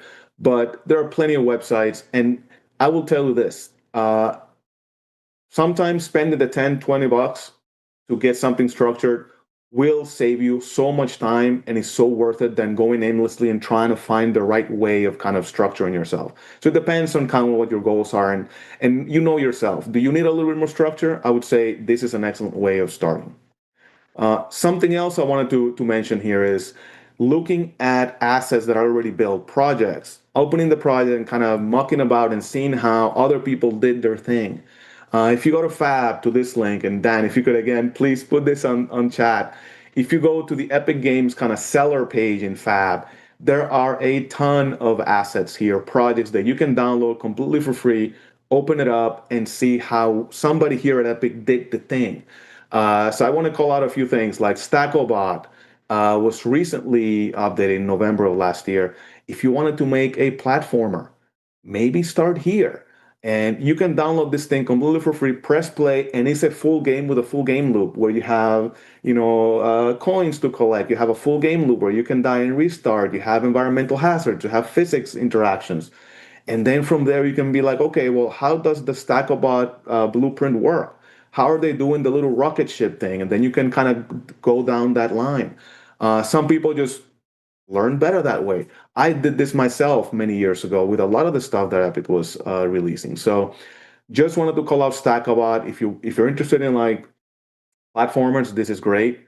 Crop Out is another really interesting project. If you wanted to do something like RTS style games, this is another full game that I would say go ahead and open up. If you're thinking more about open world games, Project Titan is great. This is going to take you through like if you have a massive world, how would somebody at Epic kind of organize and you would do streaming of simple parts of the world. There's different power-ups, there's character customization, etc. So there's a lot of resources, and I didn't go through everything here, but if you're interested in like ArchViz, there's projects for that. If you're interested in like linear content, animation, vehicle showcases, whatever it is, there is a lot here of content that I would say even some of the slightly older content here is still extremely useful if you just want to kind of learn the thing. I would like to point out we actually have one of the creators of the Coursera course in our Twitch chat and is answering questions about the course. So excellent. It just shows you how great our community is. I want to say thank you for creating that course. It's a great way to onboard new people into the engine. I take on mentors or mentees sometimes. I would be the mentor in this situation. And that course is one of the things that I actually point people to when they're just starting out. Absolutely. And if you're not ready to go the paid route, for example, or the more structured, even just going to our YouTube channel here, we do have a courses tab here. Your first hour in Unreal Engine, full course, 29 lessons here that will take you from literally installing UE, downloading and installing to like how to go around the editor and creating a very simple game that will teach you a lot of basic foundational stuff. Did you want to make a 2.5D game? Here's a course for that. Do you want to do motion design? And if you go to the playlist here, there's going to be a lot of talks for like Unreal Fest that go deeper into a topic. So if you wanted to learn about, let's say, procedural generation, there is a ton of really, really good information from people from Epic that can give you that level of knowledge that kind of go deep dive. So start kind of wide and basic, and then once you find something you want to learn more about, go ahead and find that. And last but not least is obviously documentation, which is kind of where Jessica and I come in. There is a lot of documentation that we have here on our official docs website. We have the typical feature documentation that we do. So if you wanted to learn, for example, about PCG, there's a section on the docs and it will give you an overview and a quick start, and it'll show you like what this node does and give you examples. But if you wanted to have a more direct kind of learning path content, we also have those types of documentation. So for example, if you just I'm here on the webpage, if you just go to UE documentation, this is the landing page. If you go to the Get Started section here, this is going to be kind of a starting point for you to kind of decide where do you want to go. So just going to showcase a few things. If you are coming from Unity, for example, and you're trying to kind of come to Unreal, we have a whole tutorial series section here for Unity developers. Everything from an overview of what Unreal Engine is, how to migrate assets, if you have something in Unity that you want to bring back into Unreal, and that goes to like characters, assets, etc. How to do 2D in Unreal, the differences in coding, like where should I do Blueprint versus C++, How do I write code for UE? How do I create gameplay elements? So there's a section that's tailored to Unity developers if they want to come in and on board. And once you go through all this, then you can jump into the other sections of the docs, right? We have the Parrot game sample, which is amazing. We had a third-party developer create the same game in both Unity and Unreal. And if you click here and you go to Fab, you can actually download the game, and you have different versions of this game. You have the UE version and you have the Unity version. And depending on what you want to do, you can download the version and see how they did the thing and how it compares to the way Unity would do it and Unreal would do it. So think about this almost like a Rosetta Stone of like, which way do you want to go? And look at a more applied kind of version of, instead of just doing just simple documentation. We We also have did also a live stream. Sorry, just quick interjection. We also did a live stream with these folks who That's came true. on and talked about it and showed it and stuff. So use these resources absolutely. But also, if you're more interested, we have a live stream there that you can reference back that we did last year. So That's true. We also have a learning path for Maya users. So if you're more interested in like the linear content creation, cinematics, and you're coming from Maya and you're trying to understand Unreal and real-time engines, you can come here and you can have an overview of kind of Unreal Engine specifically tailored to Maya users. Or do you want to just have a step-by-step tutorial, and you can go here and the get started will take you through installing Unreal Engine all the way to animating and exporting a video to your computer where you have that final animation. Um, if you are a new user, right, we have another section, Unreal Engine for new users. And this is something that we started working on last year and we're still working on. You come here, you'll have literally called out by steps. You can go here to learn how to install Unreal Engine, how to create your first project, how to navigate the editor and the viewport, and eventually you can choose a learning track. That's kind of the step 5 here. So if you're a programmer, you can go to the programmer track and get started as a programmer. If you're a game designer, level designer, this would be kind of the starting point. If you're an artist, you would go here to the artist track. And then we have one more track that's in flight that is going to be focusing on cinematics and linear content creation. So that's coming up in a little bit, but this is going to be another really, really good starting point. If you're, for example, a designer and you just want to get into Unreal, I would highly suggest you start here. Um, so really quickly, the programmer track focuses on creating a first-person shooter from scratch. And it starts from literally setting up and compiling your project, setting up Visual Studio, creating the character, the input actions, the movements, and you end up by implementing projectiles. So you kind of end up where the first-person template in Unreal Engine begins. So if you ever wanted to do that, but take it step by step and understand how you would build that in C++, this would be the case. This would be the good starting point. The designer track is all about designing a puzzle adventure game. So this teaches you about blueprints, introduces blueprints and level design principles. So you can see here, there's like a track overview. And Jessica, you were our resident designer here for the sample level. So you can learn things like, how would I design a level? And use the shape language here. How would I use Blueprint to add different things? I never get tired of seeing my own work on the screen. I know. And in this, and I'm going to show, I'm going to briefly show what that looks like in just a second, but I'd rather kind of give the overview first. But if you follow this track, you'll learn how to, create a key, to collect the key, to open doors. You learn about how to use widgets to have information on the screen. That's the heads-up display.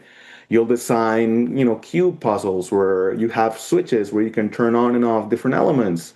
And that goes into things like how to communicate between blueprints by using interfaces. You'll have environmental traps like spikes and fire traps. We'll even teach you how to make a simple enemy NPC that kind of follows you around and you have to like dodge. And it's going to teach you a complete game loop where you can take damage and die, or you can reach the end of the level and then you can load the next level. And then really quickly, the artist track, you're going to learn to take what you did in the designer track and then do kind of an art pass on it. You're going to learn more about materials, how to create materials, material instances. You're going to learn about lighting and post-process. You're going to learn about audio, how to make procedural music by using meta sounds, and how to add things like footsteps to your game, and how to change the footstep sound based on the surface type. You'll learn about VFX by making like a little fire effect. And you'll end up basically starting where the designer track ended up and taking that to the next level. And then the upcoming track, which is the cinematic track, will start where this track ends, and then you'll learn about how to use sequencer to make some cinematics that you can do. So think about these tracks as kind of building on each other. You're not required to start anywhere, but if you really wanted to kind of get a taste of like all of the different areas, you could technically start in the programmer track, be done with it, and then continue to the designer, and then the artist, and eventually the cinematic, and it will all flow continuously. And at any point you can jump off and go back to this page here. I'm going to go back to kind of the landing page, which is the last step, which at some point, whenever you're done with your track, you can go back to the end, and it's going to teach you how to package your project and get it out so you can actually share it. So if you just want to do designer, you don't care about art, you can do that, package your project, and then you have something in your computer that you can share, that you can test out outside of the editor, or if you want to follow all of those steps, then you can do it as well. Yep. So I'm going a little fast here because I, again, want to leave some time for questions. I am going to switch then real quick. I would like to share my Unreal Engine, let's see here, screen, so I can share what that looks like. So let me. While you do that, I want to just say real quick, I'm seeing a lot of people in chat, a lot of folks saying like, oh man, I didn't know this existed, or I didn't know this particular course existed, or I didn't know this was free, or all that. This is, first off, great for us because that means we're hopefully providing value for you here. But it also is, again, a really great example of you don't know what you don't know, right? You don't know that this course exists because it's not inherent to being alive, right? So finding these sorts of resources is wonderful and very helpful. And what I also want to say too is for any folks here that maybe joined in late and didn't get a chance to pull these links from the chat, we will put on the YouTube VOD of this video, I will post all of the links in a pinned comment, so you can go back and reference those and grab them and bookmark them and do all that, sort of fun stuff with that. Yeah, absolutely. Yes, please do put the links for those. And what I'm showing right now, Dan, I don't know if you everybody can see my screen here, is the end result for the designer track. So that's one more thing that we wanted to do here is, as you're following the track, we will teach you how to do everything step by step. And at the very end, if you just want to see the end result, you can just go ahead and download the project. It's going to be in Unreal Engine 5.6. And actually, before I hit play, let me just kind of show you what you're going to be creating.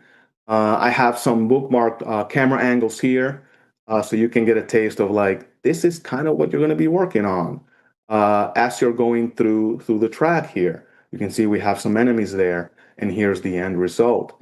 So you are going to create this project from scratch, step by step. We're going to explain to you and build up on your knowledge. And I'm just going to hit play here real quick. I'm not probably going to play the whole game just for time's sake, but you can see that we have a HUD, we have some HP, we have some keys collected. So if I kind of step on the spikes here, I lose some HP. I can collect keys to open doors. So this is going to be kind of the yellow key. And you can see that immediately I am acknowledging that I have the yellow key. I can open the door. So if I wanted to go to the red door, it doesn't open. And I go here, and these are some puzzles where I'm going to have to collect the key that's at the end.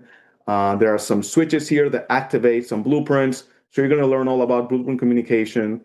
You can move these cubes here, for example. So I'm going to do something really quick here. I'm just going to move the cube right along here, and I'm going to move this. And I am going to see if I can just kind of sprint. And just for time's sake here, I'm going to activate this platform here, and then I'm going to come down all the way here and just kind of follow the puzzle here. And of course, this is a good example live, I am struggling a little bit because, of course, I am, as I am trying to show how to do this. This is a good example of a principle that Dan and I have talked about on our level design stream before. I did not design the puzzle to work that way, Jorge, but I cannot control how Jorge decides to solve the puzzle. And I would also argue that in a lot of cases, having multiple solutions is more interesting. But it's not the way And I you can designed see it. that I activated the button, and now this platform is activated. And I'm going to go ahead and collect my blue key here. There is no sound because this is the designer track. So we're just focusing on functionality mainly and having the user create a blockout level. You see very, very, very simply hallway 2. This is supposed to be a fire trap. So then I can use the same principle where I can have kind of a button to disable the traps. And right now, all we're doing is changing materials. And making my way through this puzzle room until I get my red key. And finally, I am going all the way back. I have my red key, and I can go through the door to the red room, where finally I have some NPCs that are following me around. Think about this as almost like a little zombie NPC. It just doesn't do anything. It just kind of follows you around, and it does damage you if it touches you. And then here at the very end, I'm going to kind of dodge all of these guys and jump on this little thing. And I get a level complete, and I load the next level, which is the same level, by the way. But in practice, you would then link to whatever that level is, right? So you're going to learn how to do all of this step by step.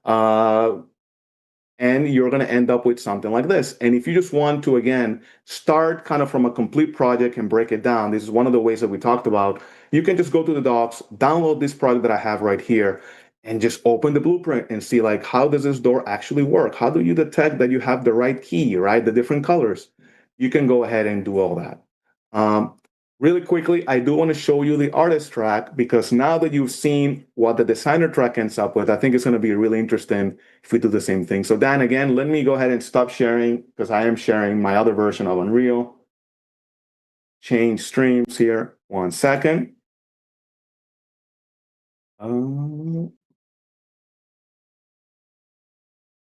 Yeah, the nice thing about these learning tracks is that they dovetail into each other. You can do the programmer track and then go right into the designer track and build a level, then go right into the artist track and make that level look nice. And, you know, I'm happy to say that the artist who worked with the level that I put out for the designer track made it look really nice. Yeah, I have the same bookmarks here as on the other project. So I'm kind of flipping around so you can see what doing an art pass means, right? So looks very different than what we had on the designer track. So you're going to learn again about materials here, about audio. So I'm going to hit play, and you should hear some. I'm gonna be quiet for a second so you can hear the music and the footsteps.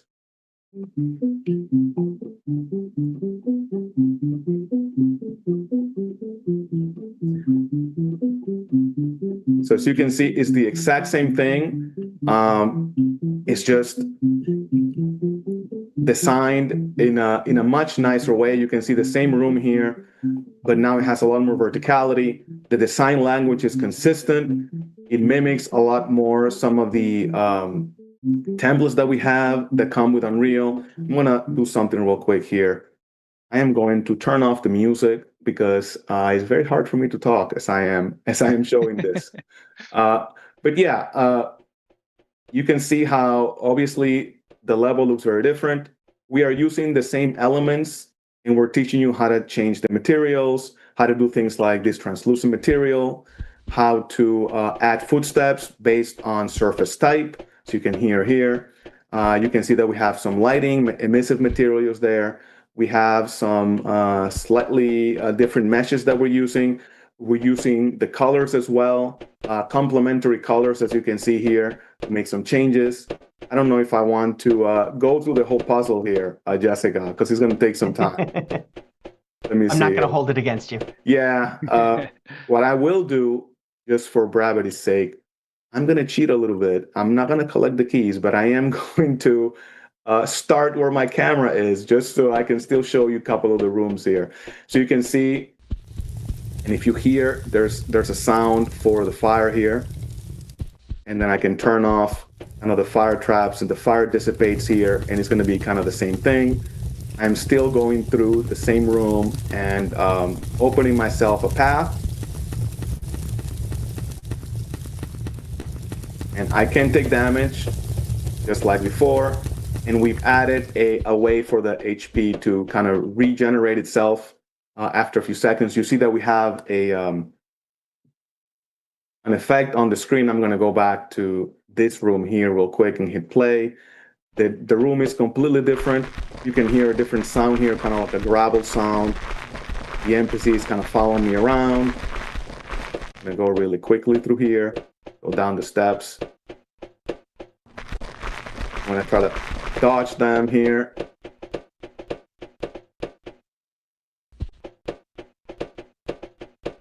And right here towards the end, get to the same blueprint here. Oh, it didn't work because I don't have the keys. It checks if you have all of the keys. So if for some reason you cheat like I just did, it will not work because it's checking that you have all of the keys. But this is going to be the end result of the artist strat. This is not live yet, so you guys are getting kind of a sneak peek, but it's going to be live very, very shortly. So you can see the difference here of how you start by creating the basic functionality of a character. That's going to be like how to jump, how to move the camera, how to shoot a projectile. Then you go into the kind of the designer focused workflow where you create a level, you add some functionality with Blueprint, still very simple. You add all of your gameplay elements. Then you come here and you do a pass and you make it pretty. You add sound, you add VFX, you add materials, and then finally you'll learn how to do the cinematic stuff. So you can do that for your game. For all of these strats, there is a clear learning path. So you're going to have a directed learning path there, and you're going to end up with a project that you can download and use as you see fit. Mm-hmm. So cool. And actually, Jessica, this is probably a good segue because you actually did this thing on your own time when you actually went through some of these learning tracks, but just added kind of your own twist. Yeah, I'm gonna, just because of time, and I want to make sure that there's time to answer questions because I've seen some really good questions in chat. I wanted to show off a personal project that I have been working on. And this personal project is informed by games that I like, games like Dead Space, games like anything survival horror, anything sci-fi. There's been a lot of recent ones like, what is it, Chronos something that was really good, that was kind of in the New same Dawn, vein. I think, right? Yeah, Chronos, the New Dawn. Played through that one twice already. And I really wanted to put my own spin on the genre, but clearly that is a project with a very large scope. So I started to think down more, how can I make just something that will be able to show off like my take on it and my skills, but at the same time won't take the rest of my life or the rest of my 10,000 hours. And so I landed on creating what we call a vertical slice. One level, relatively small level, that contains a good sampling of the gameplay that you would find in it.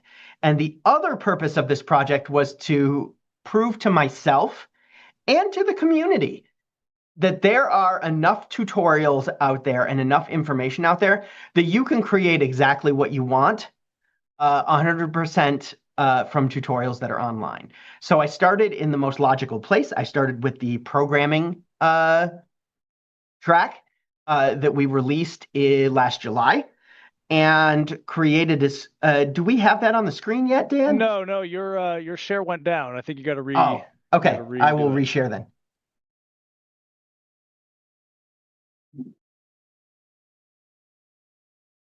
There we go. There we go. Beautiful. Yeah. Now imagine I was saying all of those things over this beautiful picture of my level. So the level that I'm creating is the cargo hold of basically think of a cargo ship that we see today that has a lot of cargo containers, but put it in space. So that was kind of my idea for it. So the player starts out living in one of these containers, and I have not built that out yet because this is just the rough. This represents about 12 hours of actual level design work. You'll notice some of the area is detailed in, like this room that is going to serve as like a tool shed of sorts. But then for the rest of the level, you can tell I just haven't gotten to it yet. This is going to be sort of like the administrative office for the cargo hold. It's just a box right now. It doesn't have to be anything special. Over here is the player goal, which is an elevator shaft that's on lockdown. Still, just a box. You'll also notice I didn't put an end on the level here for the hull. I didn't want to add that yet because I have lighting in here. Speaking back to the discussion we had about lighting, I have not done lighting yet for this area. Again, it's just a rough out. So I am taking advantage of the natural light that is in the level. So what we have here is the fruits of the designer track, as well as the programmer track. So if I hit play here, I have a great starting position where I'm looking at the goal, and this will have some flashing lights on it. One of the major locations in the level I can see here, and then you're going to hear a scream. And you'll turn around, and this enemy over here is attacking this NPC, and there's a tool over here. Right now it's just a gun. But the player that I'm running around as, the camera manager, the tool that I'm picking up, and the functionality of it, this is 100% C++. I did not know how to do C++ a whole lot. I know a lot in a lot of programming languages, just enough to be dangerous, but I am not a programmer. But this is all running in code. I can jump. Eventually, I will be able to add the fact that I can have gravity manipulation, as well as that I can duck down to and crouch to get under certain things. So they have a fight. You drag this person to safety in here. You lock the door. I'm going to use the doors that actually exist in the samples that we showed. And then he will tell you that you have to try to get to the administrative office. You're going to try to go the most direct route. Oh, one of these fuel tanks or batteries broke off and slid through the level and took out the bridges. Okay, well, I can't get over there. Well, how do I get over there? So at this point, I'm going to introduce gravity manipulation. You'll be able to, someone says, why don't you use the full hand to take the gun? Because this is just a rough. I'll go back and fix that later. All I needed was the gun's functionality, which I have. I'm going to be able to go back here, click a button that didn't exist before to move this container over as with the crane that is going to be on the ceiling. And you'll be able to jump from here, walk around that cylinder, and jump off over there. At that point, then, you'll go into the office. You'll have to do some other stuff. I'm going to save the rest of the demonstration of this for the next stream that I'm going to be on, because this content is kind of more relevant to that particular stream. But what I really wanted to show you guys is this is the fruits of the programmer track and the designer track working together. I'll be able to build the enemies. I'll be able to build the keys that I'm going to need to be able to have the player move the crane, open a door that's going to be over on this container here so that they can get inside of it. Just because it's a key in the tutorial doesn't mean that it has to stay a key. A key is just something that opens something else. That can be a crowbar. That can be a part that you're missing for a thing. Does the level have vehicles designed? Not in this one, no. The three things I'm focusing on in this are I'm going to have melee-based combat with the monsters that are in this game. I'm going to have gravity manipulation, being able to flip gravity, being able to walk around a round surface, such as the battery object up here. And I'm going to have lock and key puzzles where you have to find the particular piece that goes into something. Kind of think a lot of the puzzles in Dead Space. And that is going to be, you'll go through about 7 or 8 steps before you can open up the elevator and leave the level. Yeah. Yeah. I just wanted to emphasize something that you said when somebody asked about like the hand. There's really there's three steps for in my opinion, for designing anything like that. First, make it function, then make it fun, then make it pretty. 100%. That's the order. You don't want to waste your time making it pretty if you find out it's not fun when you start playing it. Absolutely. You don't want to waste the time making the artwork or trying to think about how fun it is if your content doesn't function to begin with. So you have to be able to get things working. Like, for example, here, I reworked the scale in here 3 times. I can actually show you. I have in my levels folder what I started out with the rough out.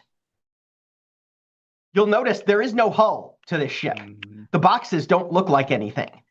And compared to the level that I just showed you, the scale is way off. Are you able to jump in just to kind of show that? Exactly. The way I started putting things together, like you'll notice the containers are much taller. Massive. And I thought I needed it to be that way, but when I started walking around in the level, it felt off. It's the catch-22 of trying to make a cargo bay in a spaceship. You want it to feel cramped, but at the same time, a cargo bay should feel cavernous in a sense. But this was my very first take at it. You'll notice there is no railings. I was just trying to make sure that my path from point A to point B worked effectively. And you'll notice, like, I added more paths. I actually added more containers.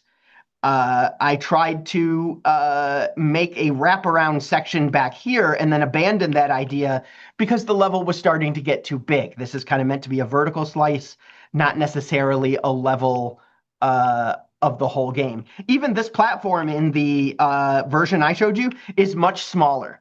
I felt like things were just way too big. Yeah, and I love using this as an example to kind of reference what we will be doing sometime in February, which is that, like, if you had spent all that time placing all those railings and then decided that this was not the right scale, now you have to undo all that work. You got to go back and place all those railings. But a really key example here that I want to emphasize, if you back up just a little bit, Jessica, is that platform that you're looking at where you drag the fellow in that room. When it's just a flat plane, it looks kind of small. But if you started to build this room on it and then get into there, you would go, oh no, yeah, this is way too large. I've made this way too big. So, and that's exactly what happened. Yeah, keep it simple as possible. Work in the largest, simplest shapes, and then once you're like, yes, this is it. This is where it feels good. Then start doing railings. Start adding things like that. Exactly. You may also be thinking to yourself, well, she worked in a lot of right angles and blockiness. Well, that's boring. That's, in a lot of ways, that's the sign of a beginner level designer, is someone who only thinks in blocks and right angles. I needed to get it functioning first before I started changing things. Like, I have pieces I can add to make this round. I have ways that I can maybe put, like, this particular path on a 45-degree angle. This map will go through a lot of iterations. For example, at one point, you will be playing down in this area down here. This area will be initially filled with electrified water that hurts you. But once you drain the water, there will be additional boxes and mazes here that you have to navigate while being chased by a monster. Let's see. Lucian says, that's also just warehouses. Yeah, to an extent. Like, if you look at, I pulled a lot of, you can switch off me, Dan, so we can answer questions. Sure.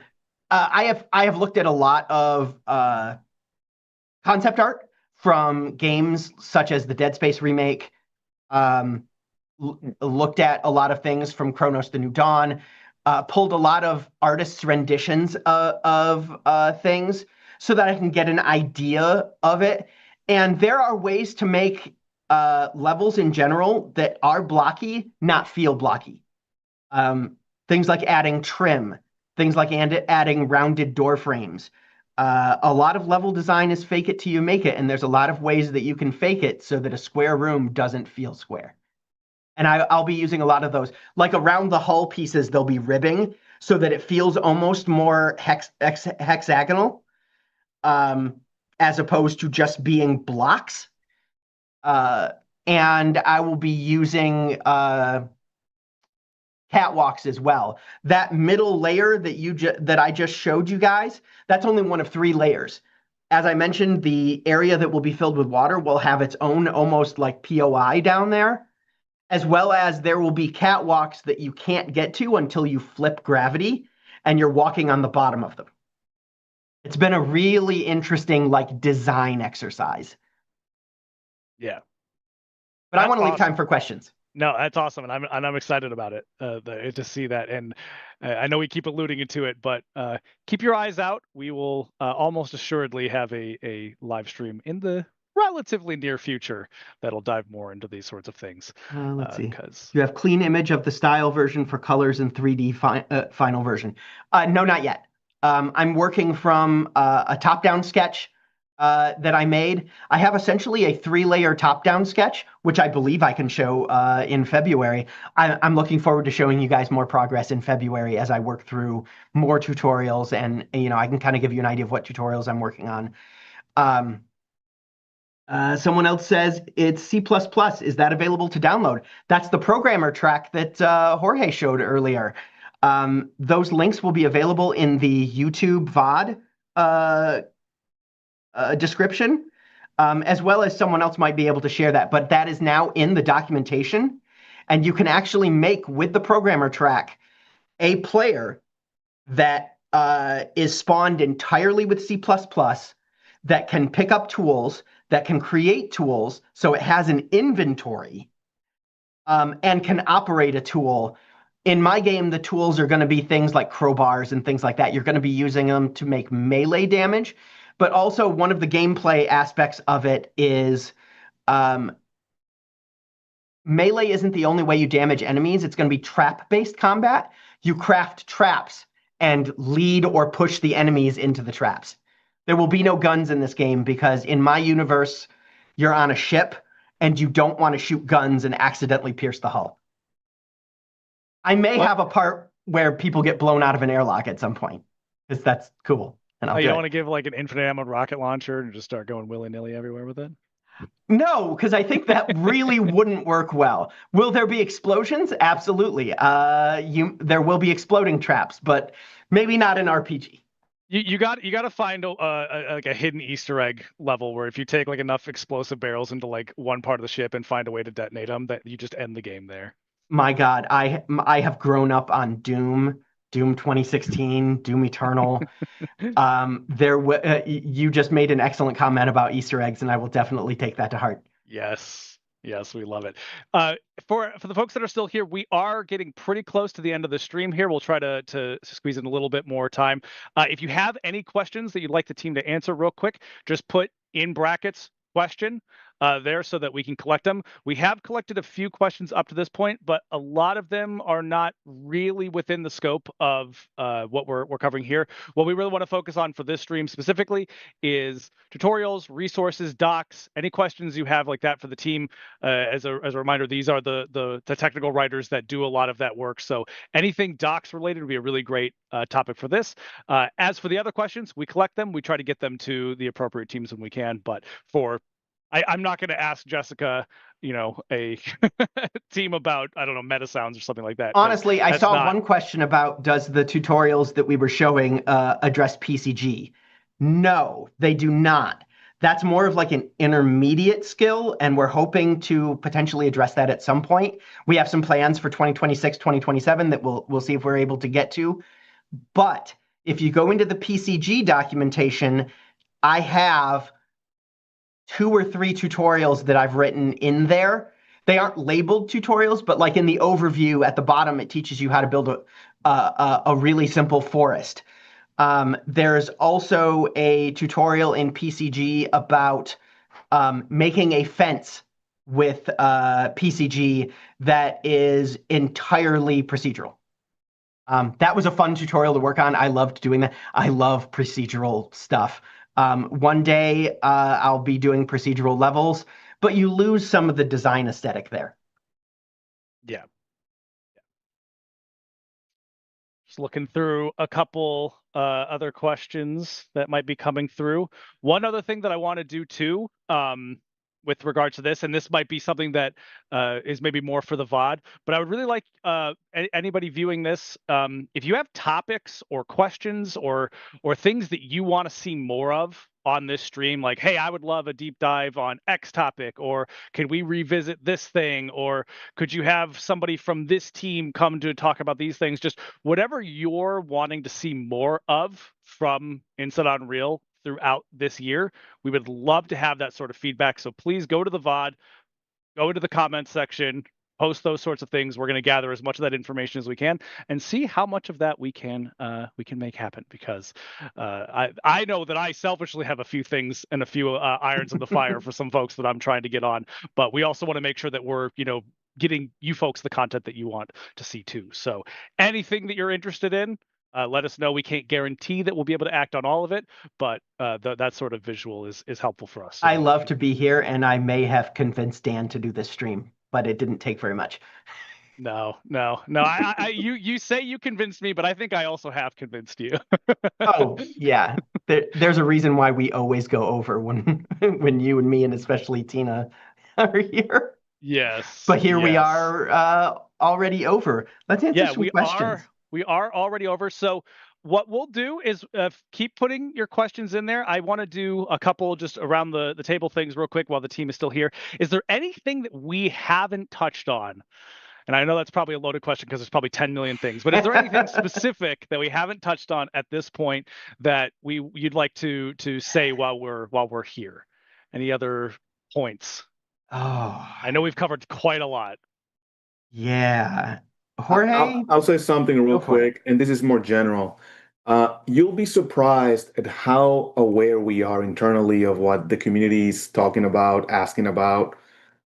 So leaving your comments on the VOD here or on the forums, or just giving us a sense of what content are you looking for? Are there any specific things that you couldn't find that would be great for us to address in the future? Those things we do collect, we do take into consideration, and we are making our plans, like Jessica said, for this year. So we would love to give you guys what you need. So help us help you in a way. So leave your feedback. I'm not making any promises, obviously, but I am saying that we do look into what the community wants quite a bit. 100%. I'm fairly active on social media, and I try to take into account what are you guys looking for? Where are your pain points? And, how is that something that we can address in documentation or with a tutorial? Yeah. One other thing that I would like to throw out there too, folks, in the question thing, you can even put in here, what are some tips, tricks, learnings that you've encountered from tackling tutorials and things like that you'd like to share with the community too, because Jessica has taught me plenty of tips and techniques that I hadn't considered before. So sharing those sorts of things and with likewise, each other is Dan. also huge. There's huge benefits to that as well. So while those come in, I want to just thank you folks for for taking the time to come on and do this. I think this is really valuable. You guys absolutely killed it with the content. I think there was thank you. A ton of stuff here, a ton of resources. And again, just to reiterate, we will be linking all of these again in a pinned comment on the YouTube channel, the YouTube VOD for this. So if you weren't able to grab them during the stream, don't worry, we'll have that posted on there pretty shortly after this stream ends. And I also saw someone come in on the YouTube chat saying, oh man, they just hopped in and they feel like they missed it. We have the VODs. The VODs exist for you to go back and revisit to watch at your leisure at any point. We know 2 hours in the middle of a Thursday, isn't always viable for everyone. So please check the VODs out. The content is there for you to reference. And again, use those comments. Let us know what you're looking for. Let us know what you want to see next. Let us know what kind of tutorials you want to see, what you want to see for the streams. And again, share your tips and thoughts with the community too, for like, oh, I was struggling with these kinds of tutorials until I, hit this epiphany, and then now this XYZ is so much easier for us. Just any and all of that, we'd love to hear from you. Yeah, to help illustrate Dan's point, the stream that we have referred to in February is based on comments that we received on the last level design stream that we did. So I'm really looking forward to it. Yeah, thank you for bringing that up. That was the last thing that I was going to say. Yes, so we are listening. We want to provide as much as we can. Obviously, it comes down to who's available and when, and there's a lot of things that we have to consider. But we want to do our best to get you the content you're looking for. So let us know. Make those voices heard. Again, you can do it in the YouTube channel. You can do it in the forums, on the EDC. Any and all those places. We have eyes everywhere. In a very ominous way of. That's a nice way of ending the stream, Dan. Yes, this was awesome. I had a lot of fun. I'm hoping that you guys got a lot of value out of the discussion here. You have the links to a lot of the documentation and resources that we mentioned, so please check those out. Let us know if there's anything else you'd like to see or for us to address. And like Jessica said, maybe there's a future stream where we can kind of address a lot of those things that you guys mentioned today. So yes, feel free. Yes, 100%. Absolutely. I'm excited I was excited to be here again. I'm excited to be here again soon. This scratches my teacher itch. Some of you know I used to be a teacher. Doing these types of live streams scratch my teacher itch. So I really appreciate the opportunity to be able to come on here and talk to you guys and share my knowledge and share what I know. Yep. Well, again, thank you both so much for taking the time to put this all together and come on here. This was a wonderful stream. Selfishly, I loved it. I love this kind of content, and I'm going to use honestly some of these courses because there's some foundational things, especially on the programmatic side, that I know that I need to work on. So, absolutely going to dive into these, and I hope that you folks out there do too, and let us know if they're helpful for you. Any sort of feedback you have on that, what could have been more helpful, what you like expanded on, all that. We're kind of repeating ourselves at this point. So that is going to wrap it up for today's Inside Unreal. Again, huge thank you to all the wonderful guests today, and a huge thank you to all of you who are watching, because this show would not be what it is without you, your questions, and your time. And if you've come partway through the stream, like I said, we have all of these on VOD, video on demand, that you can go back and watch on the YouTube and Twitch channels. You can also keep up with the latest news, shout out to other cool stuff, the socials for Unreal Engine. And if you haven't already, come join us on the Epic Developer Community, otherwise known as the EDC, where we have our documentation, tutorials from both the community and Epic staff alike, forums, and so much more. But with that, thank you again, everyone. Happy New Year. We're back. We have a bunch of streams scheduled over the next couple of months, so we'll be trucking along here. So thank you all so much for watching, and we will see you. New year, folks. Make a new game. Yeah, we'll see you in the next one. All right. Thanks, everybody. Bye, everybody. Bye, everyone. Bye.